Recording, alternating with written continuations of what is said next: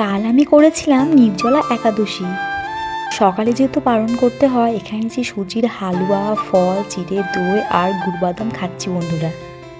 আর হ্যাঁ, আমার কিন্তু সকালে সমস্ত কাজ, স্নান পূজা সব কিছু কিন্তু কমপ্লিট হয়ে গেছে।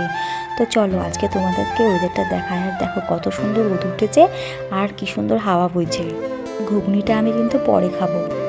দেখো আমার বাবু স্কুলে যাবে না, বলছে বাবা আসবে তারপরে যাবে। তোমাদের দাদাভাই গেছিলো পুরী, তো আজকেই এলো। আর এই পুরীর মহাভোগগুলো কারা কারা খেয়েছো অবশ্যই বলবে বন্ধুরা। এই গজা কিন্তু পুরীর কিন্তু ভীষণ ফেমাস। তো আমিও অনেকদিন আগে পুরী গেছিলাম, এই প্রসাদগুলো খেয়েছিলাম। তোমরা কারা কারা খেয়েছো বা গেছো অবশ্যই জানিও। তারপরে দেখো বাবু ফোনে আর কি বলেছিল বাবাকে আমার জন্য এটা নিয়ে আসবো, ওটা নিয়ে আসবো। তো তাই দেখো মুনবল নিয়ে এসছে বা লিকাপটা নিয়ে এসছে। আর দেখো এখানে টুপি নিয়ে এসছে। তো দেখো টুপিটা আমি পরে দেখাচ্ছি আমার কেমন লাগছে অবশ্যই জানিও।